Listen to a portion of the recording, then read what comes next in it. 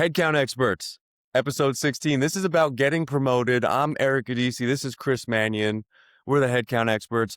We have two different perspectives on this process. I'm sure there's a lot of overlap in the Venn diagram of what we're doing, but we both came up for individual companies and had to get promoted using our own ways of each position we're in, all the different data, all the different processes. But we both have this like interaction with headcount data. Now we've diverged a little bit. I went pure software, so I run Headcount 365, seen people get promoted using our product to do a couple of things, and I have that perspective. But we'll start the episode off with what does Chris Mannion think? Where are you coming from? What are the themes of getting promoted? Who are the different people who can get promoted from headcount data? And then how do you go about it? But kind of tell me a little bit about how you view promotions using headcount data and how where you came from kind of influences that. Yeah, I think I'm really excited about this one because I do think we have different perspectives there. I think my experience comes from leadership roles, really from the age of 25, leading teams in the military, through to actually how do I get recruiters on my team promoted into senior manager and director level positions, and not just who I've promoted and argued the case for, but what have I seen in the calibration meetings where you essentially have to nine box a team of 400 people and try and figure out who is ahead of the curve, who's behind the curve, how do we think about that? And so I think for a lot of people, they may not have seen behind this curtain. So I'm hoping this is going to be maybe a little bit of a divergence from what we normally talk about in the theory. This is very practical. I think if you take some of these lessons that we're going to share here and apply them, hopefully that's going to help with your future promotion capabilities. But my focus is very much on individuals within my organizations and what can I do to promote the best people. I think you've seen it from a really interesting lens as you've spoken to many different stakeholders and what they really care about. Well, in the future, we're going to cover something called the BLUF framework. Bottom line up front, let's lead by example. What's the main takeaway you want any listener to come away with this episode? What do you want them to come away with this episode with? Yeah, so I think the main thing really is how you communicate the data that you have. So there's kind of three main things that I want people to take away. One is ensuring that you know what is the cost of doing nothing. The second thing I want people to know is how are you solving something with data and then making sure that the bad thing doesn't happen again and communicating that effectively. And the third thing is what you just said, the BLUF, the bottom line upfront framework. When you're communicating to an executive, how are you communicating exactly what it is they need to do and then going into the reasons why, as opposed to the traditional analyst path of communicating your methodology and the results and everything else. Start with the recommendation, then get into the why, get into the data if needed. So three things. What is the cost of doing nothing? How are we systematizing this so we don't have to keep doing manual fixes? And how are we communicating this so that whoever is on the receiving end knows upfront what we're recommending? You brought up a good point at the front of the call, which was there's a calibration meeting. So just a quick, how do promotions work in these, well, I don't want to say larger, it's kind of across the board, but how do promotions work in different types of companies? There's a calibration meeting. So if you only have, 10 promotions for, 15 people eligible, only 10 people are going to get promoted in that time. And then the calibrations, everyone fighting for why. And they're fighting not only for the job that you've done, but what you've done beyond your role, how you've influenced the business, how you communicate, how you systematize things and productionalize your work to make more efficiency and more results for the business. But what's your experience with the promotion process? What do you want people to take away about how, sometimes I'll talk to people and a promotion is I've done my job better than you expected and that deserves a promotion. And there are other thoughts about that, but what are yours? Yeah, so there's two main things to a promotion, right? There's performance, how you're doing in your current role, and there's potential, how well you are expected to do in a role that is beyond what you're currently doing right now, the role that you would get promoted into. And it's really as simple as those two axes. And you kind of plot people somewhere in that. We can do, 9-box exercises. We used to do like a 2x2, who's outperforming in performance, who's outperforming in potential, and then are they ready for promotion? And the very different lenses for looking at people, because you can have someone who is an excellent performer in the role that they're in, but if they got promoted and took on additional responsibilities, covering some of the things I think we're going to talk about today, they would be a disaster, and they haven't developed the skills that they need to get to the next level.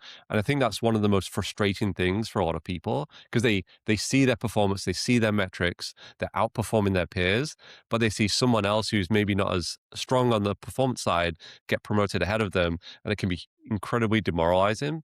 But there are real reasons for that, and it's not how well you do your job right now.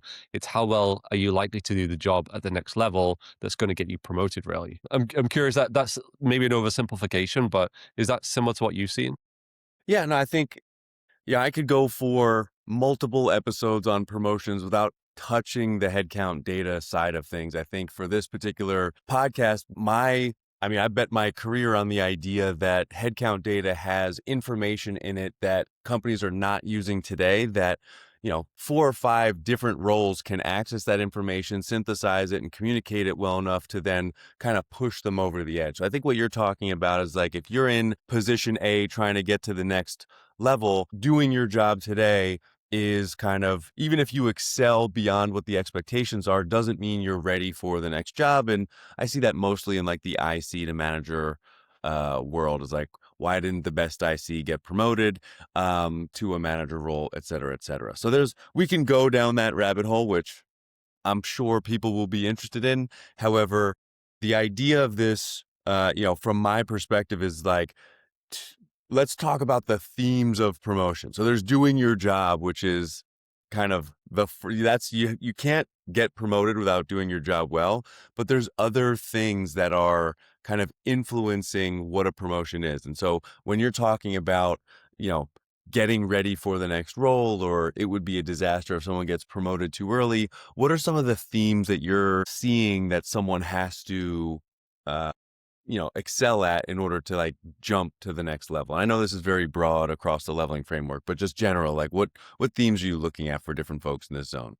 Yeah, I think the main one is the kind of scope of the role, and we know that as you get promoted, the scope increases. Now, generally, as an IC, you're going to increase scope based on the amount of work that you do, and at some point, you're going to increase scope beyond your kind of core role, your core function that you're supporting. And there's an expectation there that you're trying to think. You should be thinking about, what am I doing that impacts other people, and how can I make life better for others. I mean, ultimately, a manager wants you to solve as many problems as you can, because it's less work for them to do then. So the more that you're expanding your scope outside of your core role, the more potential you have operating at a higher level, and the more likely you are to be promoted, is kind of the oversimplification of how I think about it. But kind of going back to those kind of three things that I led with up front, kind of what is the cost of inaction. So you might really be nailing your hiring metrics as a recruiter, and you're crushing roles, and that's great, and you're going to score high in the performance for the metrics you're measured against. But if someone in your team is struggling and you're not helping to pull them up along with you, then while you're overperforming in your core role, you're not really thinking beyond that kind of role. And so by not supporting the others, the actual overall recruiting business as a whole is not as strong as it potentially could be.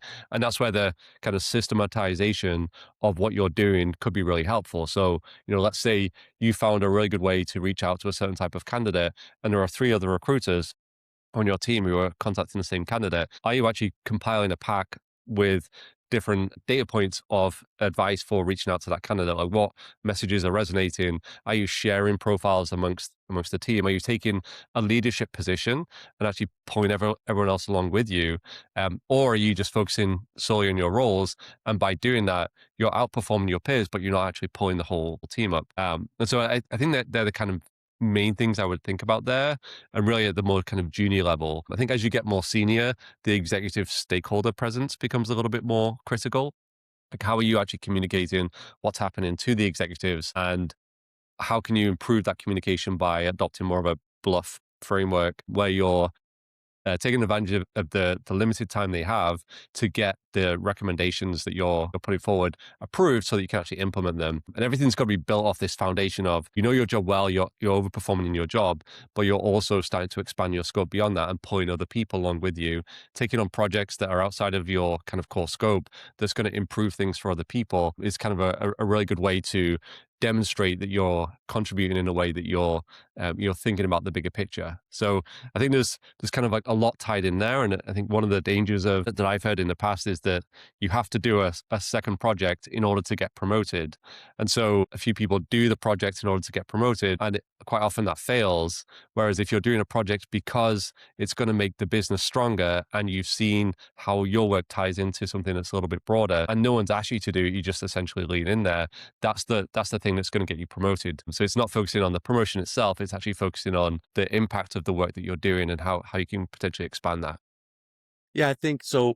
A few things. One, on Unicorn, I have a recruiting career ladder. I also have a compensation and leveling framework that kind of applies to generalized competencies. So if you want to take a look, this was a comp framework that I developed with a couple of the major comp houses and actually rolled out to some degree when I was a recruiting leader. It shows you the progression both on the IC and the manager track of kind of like how do role scopes increase as you take on more and more responsibility in each individual track. So I'll flash it up on the screen now. And if you're interested, it's a free download. You can use it at your company today. And it's just an interesting perspective to see what are the different competencies people look at as people progress through a compensation framework, a leveling framework. And then if you download the recruiting the recruiting career ladder, then you'll see kind of like these more subjective qualities that have been used in the past by my companies or others to kind of identify or locate kind of high performers or high potentials in the recruiting space. As a function of headcount, though, I think there's information. So if you are trying to get a promotion so we're going to cover 5 different profiles, right? A director of FP&A, HRBPs, recruiting operations, recruiting leaders, and revenue teams. So if you're one of these 5 teams, you're doing things both in role and beyond scope to get promoted. There's things in the headcount data you can use to better communicate the reasons for why things are or aren't happening, to move from a reactionary environment to a predictive environment, to align what you're doing cross-functionally. So to be able to communicate the impact or requirements of your team across multiple different business units, you'll be able to provide context on why things happened and measurable solutions from that context. By doing this, you're able to have 2 main outputs. You'll be able to help your leader or functional team be better at whatever it is that they're doing, and you'll be able to simplify the information for external consumption. So every executive on a team has something to do. They don't really care about what you got going on. So if you can make them care, that is a kind of a huge indicator as to whether or not that person will, in that same calibration meeting we talked about at the beginning of the podcast, kind of give you the thumbs up. And so from a promotions perspective, thematically, we want to talk about the different headcount data that can help you do things that are important to your team. So I don't know if I'm missing a certain thing there, if that kind of resonates with you, but I'd love to kind of like talk in order. Let's just start with the FP&A team. What can get them promoted from headcount data? Yeah, I think that the focus on headcount data is going to be critical here because there's so many things that you could be doing. There's like projects and improvements and all these kind of things that you could do. But the exec who's going to be in the room approving the promotion only really cares about so what. Like, so what you improved the candidate screening rate. So what for an FP&A you improved the accuracy of the forecast.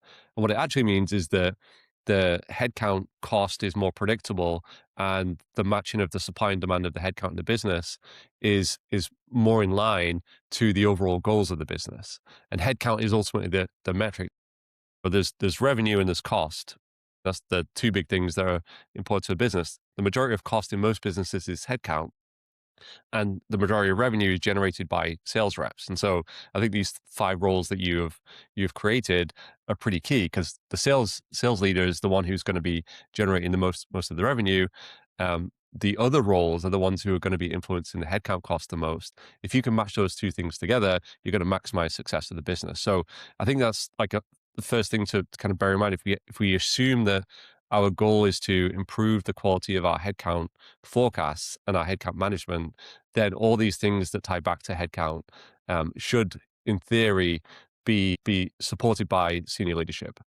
So when we think about FP&A, I think improving the accuracy of the forecast is going to be really key, because then you can make cleaner decisions on how many heads you need at a given point in time, and it kind of feeds into everything. So if that forecast is more accurate, you don't get to a point midway through the year where you're burning twice as much on headcount as you should, and you have to have a huge layoff. You have to maybe restructure the teams.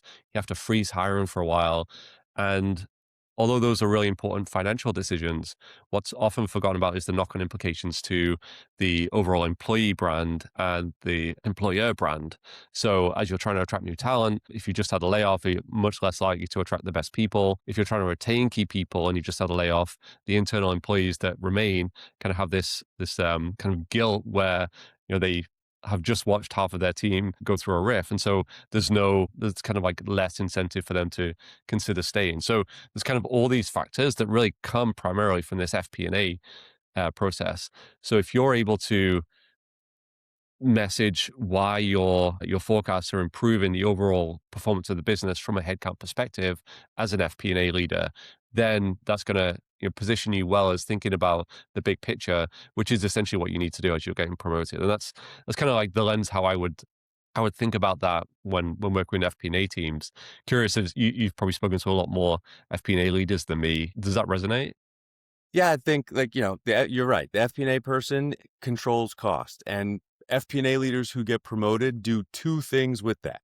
They have a predictable cost model and everyone feels good about it. And one of the things that I noticed, this was even before Headcount 365, is I would go and as a consultant to try to align the headcount process for different teams. And there was like two types of finance methodologies. One was that the finance team and the recruiting team were in sync about what it takes to meet the headcount demand. And they had a plan and a cost and a budget, and they were predictable about that budget so that they were in sync about what could happen. So if demand exceeded capacity, there was an honest conversation about what a recruiting team needed to meet the demand, because there was a predictable impact on revenue. Then there were other teams where the finance team kind of was like, yeah, you can have whatever you want, and we just control costs without necessarily taking a responsibility for, the recruiting capacity. So like the finance person didn't want to be the bad guy and say, no, no, no, but they knew by restricting capacity for the recruiting team, they would then have this savings. And so it's just stylistically, those were two major things that we had to navigate. Like it took us a few learnings to figure out like, oh, the finance team actually doesn't want to be this transparent. And it's for a number of reasons. I believe it all has to do with the headcount data is so unpredictable that at the end of the day, if the finance team overspends and has to hit that riff, no one's getting promoted that day. That's just a bad time. So if they can control it, there's these two styles of doing it. So part of the reason why I made Headcount 365 is so that we could democratize this data and make sure that everyone knows we are hitting this headcount goal. There will be a revenue impact. This is the cost impact, etc. So those two styles are kind of what drives an FP&A team's business. The things that I see specifically FP&A leaders get promoted over is a more accurate model, whether that's OpEx, revenue, or any other. I see less what we call slush fund dollars. So if you're a recruiter and you go over on an offer and it's not in budget, that either has to come from another role, or maybe there's this other budget held to the side to like account for overage that the finance team hides. So if there's less of that OpEx held to the side, it's more dollars you can invest anywhere else. And the last key theme in an FP&A promotion is accountability for outcomes. So if something didn't happen, it's not a blame game. It's not theory. It's not anecdotal. It's this was the input, this was the output, and this is the reason for that output, and then of course, recommendation for change. And so when you do these things as an FP&A person, you're more liked. You are more accurate, and this allows you to kind of have a position in the company that naturally expands your scope because you are a predictable, accurate modeler rather than somebody kind of playing cost defense for the team. And so, I know for sure at Wayfair or any other company that you've consulted or worked for, when you say a budget on the headcount plan, that's not the budget that happens at the end of the year. So that variance is kind of like a key piece. How do you see that play out in terms of the FP&A recruiting relationship? Yeah, it's actually very similar to what I saw in aerospace engineering. Funnily, there's kind of like two factors. One is being able to accurately predict the future. And so you say, I think this thing is going to happen. And then 3 months later, you say, I said this was going to happen. This is what happened, and it was correct. That's big thumbs up because you're able to actually take data and make and infer recommendations and forecast the future, which is almost like magic for a lot of people. The second thing is when things go wrong, and often they do. And I think the focus on not doing the blame game is really important there. If something goes wrong and you don't take ownership, even though you're involved, even if it has nothing to do with you, but it impacts your metrics, I think by actually taking ownership of the resolution and then effectively communicating what went wrong, why it went wrong, what you did to resolve it, and what you've done to stop it from happening again. Like if you can nail those four things, that's going to put you in a much stronger position, and put you in a good light for a future leadership role. I think leaders don't shirk responsibility; they take ownership of problems, but they make sure the problems don't happen again and again and again because they put processes into place to fix them. That's kind of going back to the big three things that I talked about up front, but how do you systematize a process that went wrong such that it doesn't go wrong again in the future? Right. Yeah, I think, specific data that comes from the headcount plan that helps achieve these outcomes. In my experience, the in-year versus annualized spend. So if you pay a role $365 a year and you hire them on December 31st, that's $1 this year and $365 next year. And that difference, as budget owners horse trade or request new roles or try to make an offer happen that's above band, they will finagle on annualized but not consider in year. So giving a universal calculation for everybody in a standardized way is tremendously impactful for a finance leader to manage both of these budgets. And they do it with budget ID. So having a unified ID for any opening that permeates through the FP&A system, the recruiting system, and the HRIS system allows you to track those dollars without, I changed the title, I changed the level. Well, the number or the budget object is the same. A third thing is attrition forecasting. So being able to understand attrition and attrition on revenue. So I wrote an article about this as we were solving it for one of our customers, is the gap of a revenue producer's attrition and the new hires. If for that same person making $365 a year, if they produce $720 a year in revenue, and you have a 3-month gap of someone attrited and I need to train and hire and train a new person, you're not going to make revenue, but you're going to save OpEx. So having a true cost of attrition so that you can forecast what those dollars would be is also important. The fourth thing is capacity versus demand and the ability to have a real start date. If you do not have enough recruiters to meet demand, the OpEx isn't going to get spent. The revenue is not going to get created. For FP&A leaders who are looking at like using headcount data to be more predictive, it's an accurate start date. It's an accurate salary. It's the right recruiter capacity versus demand. Having all of that data automatically port into a model that allows you to then make other calculations on top of it, whether it's fully burdened cost of employment or if you have a different scenario in your FP&A tool. All of those different inputs are going to help you build a more accurate model and then communicate all the information to the different teams. So I know I hit a little snag there with the FP&A description, but that's generally the data that I see being used to buy FP&A people to get promotions. Did I miss anything? No, I think that's right. I think you hit on an important point there. The cost of attrition is really key because if you're just focusing on cost control, attrition is a good thing because you're reducing headcount cost. But the big picture is if that's a revenue generating role, or actually most roles in the business, you have to assume that the role is there because it's critical to the operations of the business. Like it's not just reducing headcount costs, it's potentially reducing revenue or customer support and then retention or the ability to launch a new product and then future revenue. Like understanding that big picture and being able to communicate why the headcount cost has gone down, but that's bad for the business is going to be really important there. And that's one of the key things that FP&A needs to be able to do effectively. Yeah, I think bringing it back to the communication styles, if you understand the information very well, so like most companies, even before Headcount 365, we would implement a very tight spreadsheet process. It was very difficult to see where things originated from. So why did a change happen and what is the impact of that change? And then how do we prevent it in the future?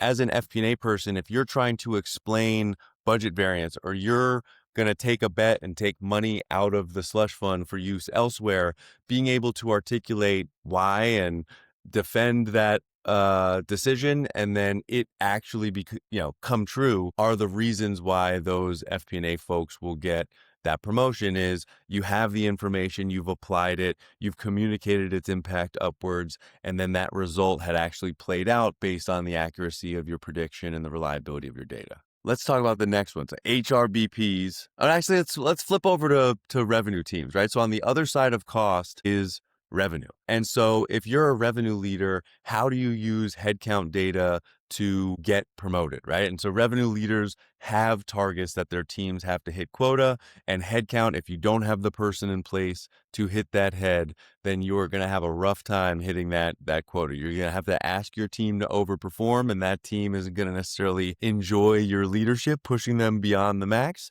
Or you're going to have to hire quickly and get folks on board to increase that quota attainment. Well, let's call it the quota attainment percentage, or like how accurate is the quota that you've set? How accurate is that prediction in coming true? So headcount data you can use is recruiting capacity versus demand. It's your attrition data, and it's cross-platform scenario planning. So what I see a lot in both customers and prospects alike is that folks want to determine where should a sales team be, what is the payout, what is the commission, how effective, what are their working hours, and all this information. If you can figure out how many people you need, how fast people are leaving, and what it takes to replace them and where you put them, you're going to have a more predictive headcount forecast that then translates to a more predictive revenue forecast. What am I missing?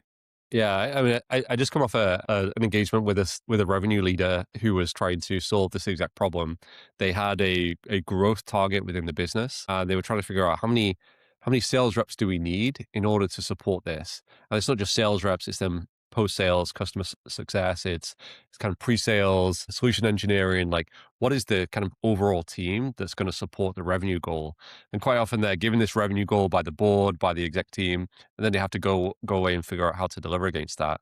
And I think where headcount data comes in, and where it's really important to understand is how does the pipeline of new sales reps contribute to that revenue, and how does attrition impact that revenue as well? In a typical example may be you have a 3 month time to hire, you then have a 3 month ramp time to actually on board and get the sales rep up and running just to build pipeline. And then for the next 3 months, they're operating maybe 50% capacity. So you've got 9 months there where you're only going to get a month and a half's worth of productivity out of that individual. And so if you're trying to aggressively grow your sales pipeline, you almost need to start hiring the year before in order to get everyone in and ramped quickly. And then that gap that we just talked about between the cost of attrition becomes much more critical, because then if someone leaves halfway through the year and it takes 9 months essentially to replace that person, then the second half of the year you've got zero revenue coming in, even if you hire someone, and you're still accruing costs for that person that you hired. It's just you're not getting the kind of revenue benefits. And this is where kind of understanding the headcount model, being able to forecast more accurately, and then understanding the value of attrition, the cost of not increasing retention bonuses or not increasing retention tooling becomes huge then, because you can actually start to model the potential impacts of increasing attrition. So I think the important thing for sales reps then is, how does the flow of your sales team really impact your ability to deliver the revenue, and being able to forecast that in advance and going back to the board and saying, you said I need to grow revenue by 50%. You've given me a 50% increase in headcount budget, but we're starting hiring on January 1st. And so for the first half of this year, we're going to meet the same revenue for next year, which means the second half of the year, I'm actually going to need to double revenue. So maybe we actually need twice as many sales reps and not 50% more. And you have the data to support that because you've done the modeling, you've done the capacity planning, and then you need to hire more recruiters because you need to build more capacity on the recruiting team, which means you almost need to have started hiring recruiters 3 months ago in order to onboard them and ramp them up. So there's all these kind of knock-on effects to actually delivering against a revenue target and being able to anticipate that and communicate your recommendation back to the board or back to the exec team with data to support what you need will give you that ability to kind of get the buy-in. And then if you don't, 6 months into the year, you're missing revenue goals, you can actually tie it back to, I said we didn't have the capacity because it was going to take this amount of time. And so we actually have to adjust our revenue goal. And it's not the sales leader didn't do their job. It's that we just physically didn't have the capability to do it because we didn't plan as effectively as we could have done. And I think the communication style is really important there because you never want to be the person to say, I told you so. But you do want to be able to support your recommendations with data and to be able to point at the problem and not be pointed out as the individual who failed to achieve the goals. Yeah, I think the people supply chain, as you so graciously put it in an earlier episode, is what we're talking about here. Like the headcount data of your organization helps you be more predictable, right? I think the promotion cue here is predictability and cost control. So if you're a sales leader, especially if you're a new person, this could be actually any leader. Hopefully you've built the trust through your interview process. So then this is the budget I need and I need to go do it. But if you're going to prove a case over time, you want to be able to use year over year data about an individual. So this ties back to that unique ID per person. So you can tell when they were hired and what the parabola of productivity is so that you can get an average tenure, and you could use that tenure to predict attrition. So as you look at the kind of rolling forecast of how many people do I have, how many people will leave, how many people do I need to join, what's the ramp time, that data with a unique ID to track individual performance will allow you to build a profile about hiring better salespeople. It will allow you to predict attrition. It will allow you to forward attrition or hire ahead of attrition so that you can have less gap between an attrited employee and ramp time. And all this predictability and all this cost control and all this revenue predictability is really what drives the promotion. And the cherry on top is your ability to communicate this information to the other stakeholders so that you can advocate for this kind of optimized people supply chain for revenue production. And so I think the last way that our team helps revenue leaders at Headcount 365 specifically is we have a live recruiting capacity versus demand forecast. We also have a prioritization framework that helps people advocate for how you utilize that capacity. And so giving a revenue leader transparency into what is the team working on and where are their roles allows them to activate interviewers or pseudo recruiters on their team to help supplement that capacity during times of outweighed demand versus capacity. And so for revenue leaders, the promotion comes from hitting your targets, from predictably hitting your targets and not letting headcount get in the way, while at the same time being able to communicate these things and the priority of these things to all of your cross-functional stakeholders without coming off as the I'm more important than the style of communication. So FP&A on the cost side, sales leaders or revenue leaders on the revenue side kind of come together to produce the operational cadence that HRBPs, recruiting operations and recruiting leaders, work in. And so as the shepherds of this data, the owners of the information across cross-functional teams, these three roles also can use headcount data to get a promotion. I know you and I have built our careers on that idea. How have you used headcount data in kind of your people/recruiting roles to get promoted? What are the themes that you're pulling out? What's the data that you use to get that promotion in the people space? Yeah, and I think that this applies to all of those roles. I think equally, it's what is happening in the headcount data, what is the root cause, and how can we solve that? Again, going back to kind of more project like expanding scope and project based. approaches to working. Like, what is actually happening? Do I really understand that? Do I have the right headcount data to see, is attrition increasing? Is time to hire increasing? Is our cost per hire increasing? Not that that's so much an issue anymore. What does our quality of hire look like? Are we seeing high, 3-month attrition rates for new hires? What is actually happening in the data, like segmented by team? And if you're a HRBP, you've got to like really be able to get into the weeds on the teams that you're supporting so that you can really understand, what is that flow in that, people supply chain, going back to that theory, that is actually going to be kind of impacting the ability of the business to deliver. And so if you can understand that, you can then start to break it down into contributing factors. So one thing I really like to do is try and understand the quantification of the impact and actually the kind of individual items that are kind of driving the negative impact to the overall headcount plan. With good data, it's quite easy to do that, building kind of pivot tables and segmented things. And actually with AI, it's even easier than when I was doing it 10 years ago with SQL. So it's quite easy to do that. But then when you have that data, you can then take it forward and look for ways to improve it. And whether you do a project, whether you get buy-in from different people, whether you lead a new initiative, being able to understand the kind of before and after impact of what you're doing to show, okay, this is what we did and this is the improvement that we made. Had we not done that, this is what would have happened. Bottom line up front, this is what it cost the business.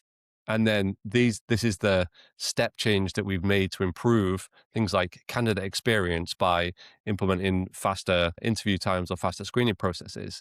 And while it's decreased time to hire, the big thing we wanted to change was candidate experience, because that was improving quality of hire, and quality of hire was a big factor in our 3-month attrition rate, because we were losing the best candidates in the process. And so being able to tie everything back to the source data of this is the problem I identified, this is what I did about it, and this is how we're going to make sure that this improvement is not just a one-time thing, but is actually impactful for a long duration. And so being able to tell that story, put that into your performance review, and have your manager tell that story in a calibration meeting is hugely impactful, because it shows that you're impacting the whole business and not just improving your own performance. Curious if that kind of resonates with what you've seen.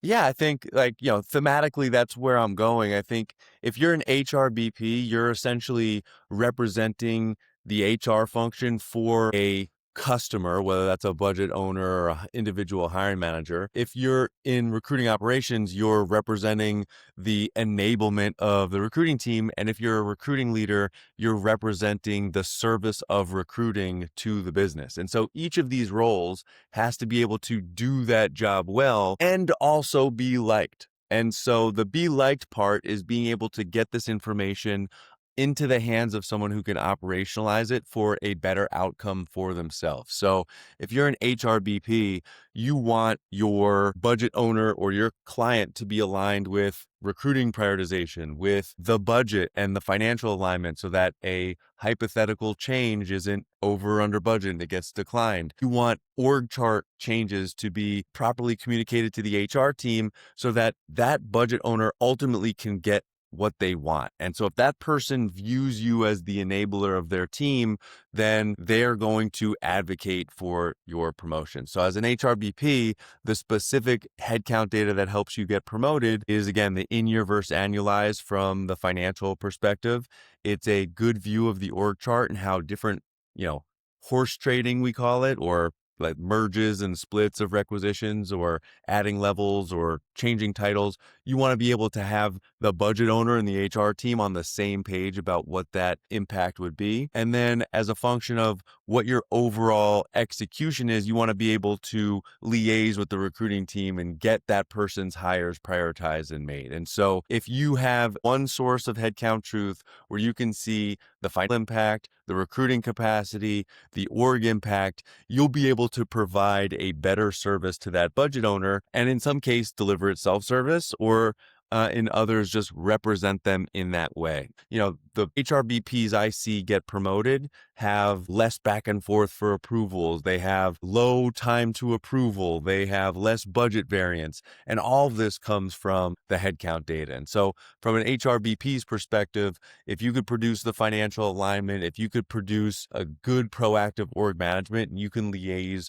with the recruiting team, you are in a position to be liked and do your job well, which then kind of will be added onto the other parts of promotion, which is like, can you expand beyond your role? Can you influence others, et cetera? And so that's what I see from the HRBP specifically. Any input before I dive into like the recruiting side of things, which I know you're the expert on? No, I think that makes a lot of sense.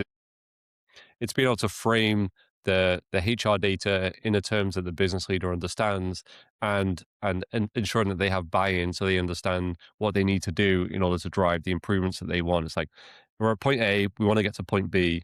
What are the steps in order to get there? How is that supported by data? And how is the HRBP, can you drive them in the right direction so that they make the best decisions possible? Yeah. Good point. I think one of the other things that this is a good segue into recruiting operations is on every, two recruiters working 10 jobs each aren't working the same workload. There's a difficulty in requisitions. There's also, based on location, could be just, even if it's the same time to fill, a different notice period where it takes someone to quit and start a new role. So whether you're an HRBP or a recruiting operations person, you're using this data to effectively communicate deltas between expectations and reality, which is another, I think, huge part of getting promoted. So, if you're a budget owner and you want someone to start tomorrow, you want them to start tomorrow. You know what I mean? You just don't care. They start tomorrow. That's what I want. So being able to like effectively show people why a time to fill is different or a notice period is different, or articulate the capacity of a recruiting team by way of the requisition workload and or the priority, you're going to be a much more effective communicator. And you're going to have less, when I was a TA leader in an exec meeting, there would always be someone like, oh, this isn't happening for me the way I want it to. And then you look into it and it's obviously a data issue and not a recruiter issue. So I think, for recruiting operations folks specifically, you are not only that context for workload, you're looking at how changes impact the team, and you're trying to be predictive about this time impact. And the specific headcount data you use as a recruiting operations person is the requisition, like workload information associated with it. It's tracking changes to a requisition. So if somebody changes a requisition while a recruiter is working on it, it's going to extend the time to fill versus doing it before the plan. Also, if you change something at the offer period, you're more likely to have an HR leader be surprised, like, why did we hire another director? And it's like, well, the urgency of the offer, we had to hire them. We would have lose this candidate. We wouldn't hit this goal, yada, yada, yada, right? So as a recruiting operations person, you're pulling in headcount context from the recruiting system, the budget owner, from the finance team to say, what is the actual workload or the balance of this workload relative to the roles that we hired. So like last year we hired 100 roles. Well, they were all we hired an inside sales center in Phoenix, where this year we're hiring a whole new office because we just got fundraising. We need 100 new executives. That's just two totally different things with two totally different times and workloads, et cetera. And so as a recruiting operations person, sometimes in conjunction with that HRBP, that's the headcount data you're using to try to get your own promotion, is this extracted information about the context of work to then become more predictive about time or effort. Anything that you did as an analytics person that might supplement this from the headcount data? Yeah, I think, without kind of repeating some of the things we've mentioned on other podcasts, I think being able to break down the impact that the initiatives have to the headcount plan, to the capacity plan, be able to model more effectively as a recruiting ops leader, and be able to kind of group together all of the contributing factors is going to be really key. That's essentially what you're kind of doing day to day. Is how do you enable the team to deliver against the goals more effectively, and then demonstrate the impact with data. And that's where everything ties back to what we're talking about, with the importance of having a good headcount data and a good ability to communicate the so what from that data. And what I like about your BLUF method is the bottom line up front, not bluffing. What I like about that communication style is that if something doesn't happen, like that's the main, if you look at the recruiting QBR you could download off Unicorn, the first slide is, did we hit or did we not hit? And what is the reason why? And so by using this headcount data, you can communicate very effectively to an executive who either has low patience or low desire to broadly understand the underlying factors. And you can disseminate things down to these kind of core categories. So we hit or we miss because workload was harder or less, capacity was more or less, changes were higher or lower, budgets were higher or lower at this given period. They're very definitive reasons why something was hit or missed. And then on the other side of them, you can have a solution that is very simple to understand. Not enough capacity, hire more capacity. Not over budget, reduce amount of roles, right? It's like you can do these kind of like cause and effect that make number go up big or, number go up good executives happy with the way that you report. And then if you have all of your data in one source of truth, then you can go provide that more depth of context for that specific individual who's looking for like a more broad explanation for something they're trying to do, right? So, for HRBPs, Rec Ops, you're going to be the context providers for a simplified communication up, which then leads me into my kind of most hybrid role, the recruiting leader. Whether you're a 200 person or 20,000 person company, you're the owner of the service of recruiting. So all of these four other roles are contributing to your ability to do things. And as a recruiting leader, what gets you promoted is having a predictable recruiting service and your ability to distribute accountability beyond the recruiting team. So if everyone thinks a recruiting problem is a recruiting problem, that's not a good look for you. And then lastly, getting predictive about what the service is able to do, whether it be with time or with budget for your cross-functional stakeholders. And so as a recruiting leader, the headcount data that you'll use specifically is what is the demand of the recruiting team and how did that demand change? What changes have happened and how did the timing of those changes impact my work?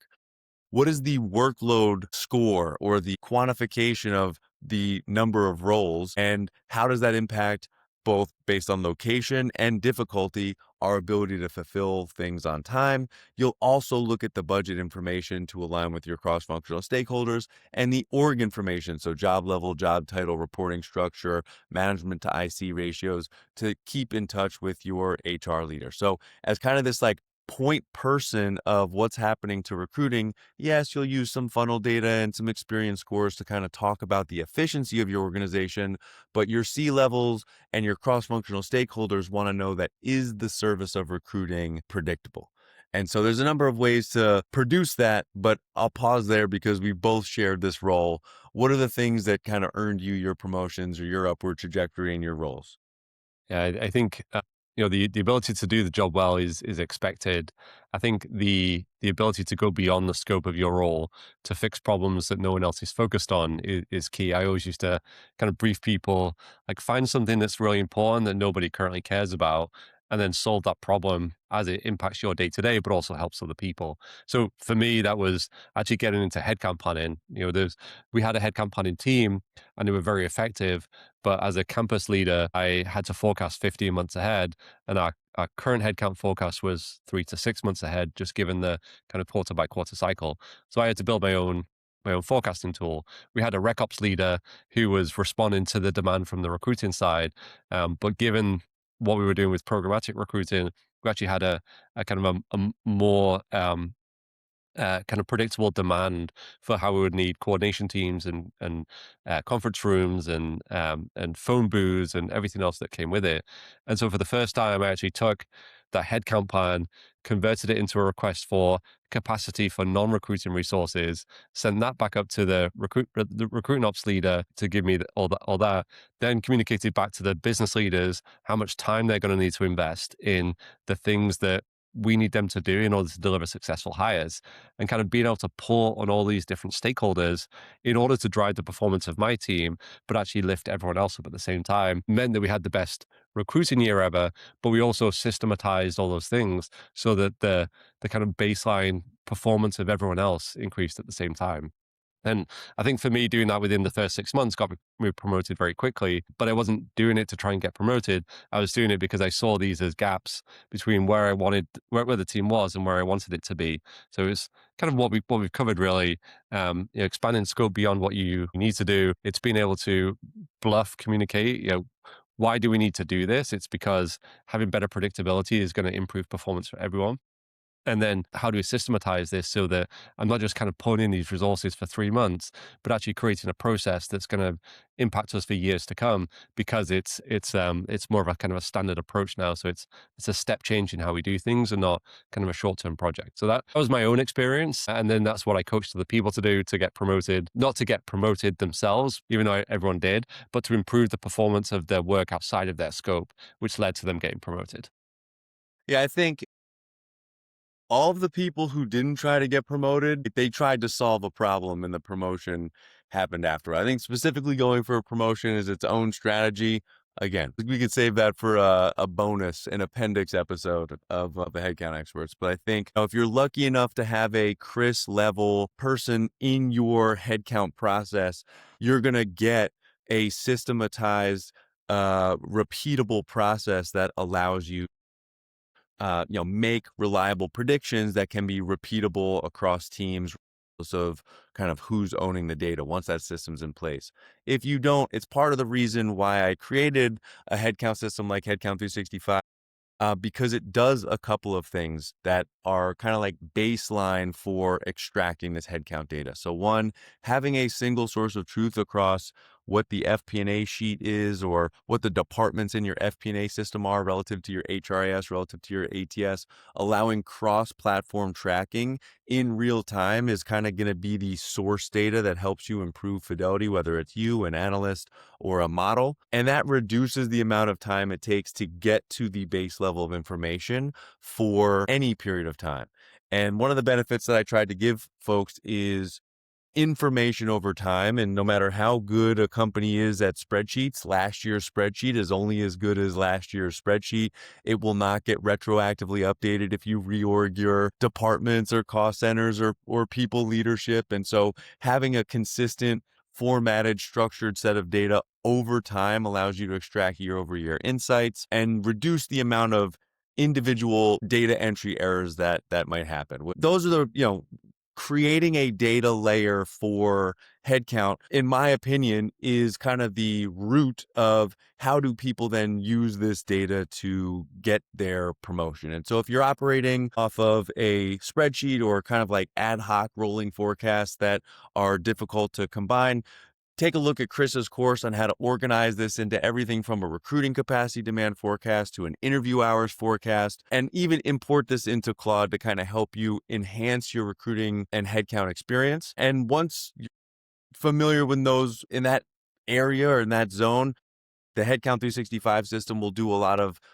automations cross-platform and across plan years so that this data set gets maintained over time. And so we're both offering different ways to achieve these solutions. Chris, of course, you're developing some SHRM courses. So if you're a SHRM member and you're looking to kind of maintain your credits, you're now offering some SHRM approved courses, or you're in the process of doing so. Do you want to talk a little bit about those? Yeah, first course goes live April 20th. We're probably going to have a live cohort as well starting in May. Really excited. It's actually become a bit of a monster. I think I initially had this kind of small scope of what I wanted to do, and just kind of grouping everything together, I realized that data analytics, AI, and communication are not three standalone tracks, but actually integrated, I think, building on everything that we've discussed here. So I think this first course that we're going to launch in this new structure, so exciting. It's like, how do you build a capacity model? How do you then use AI to build and improve that capacity model? And then how do you communicate the output of that capacity model in a way that is actually going to be impactful to your stakeholders? So kind of tying everything together, but really trying to upskill HR to be the data leaders when they go to the business. So I'm really excited to get that launched. We've already had a few people kind of signed up for the advanced course. So I'm just excited to get that up and running. Yeah, I'm excited to go through the full version. I've had a couple of previews. It's very easy to see how your experience and background. So for those of you who don't know, Chris is a Ivy League high-level analyst with government experience in supply chain planning. So taking that information and democratizing this information for the rest of the recruiting or finance space to consume through these courses is been tremendously impactful for me individually. It's been a great learning experience. We try to bring that to you on the podcast here. And so I highly encourage you to check it out. This is not it's not a e-learning course for the purposes of trying to make a buck on e-learning. It's genuine information sharing, which continues to be impressive. And I encourage everybody to check that out. So from the brand of Chris Mannion, it's called the Meander Talent Academy. We'll put some links in the description below. If you're looking for a promotion, before we even, here's my conclusion, right? My promotion style before anything is find somebody who's in a place where you want to be and stand next to them. So I've stood next to Chris Mannion. I think everyone should. And so hopefully this information will help everyone get promoted in their role. If you're not using headcount data to do so, either one of us are happy to help out. And stay tuned for the next episode of Headcount Experts, where we'll talk more not only about the promotion process, but about how to extract the most from this data set. Cool. Sounds good. You're very kind. All right. Episode 16, that's a wrap. All right.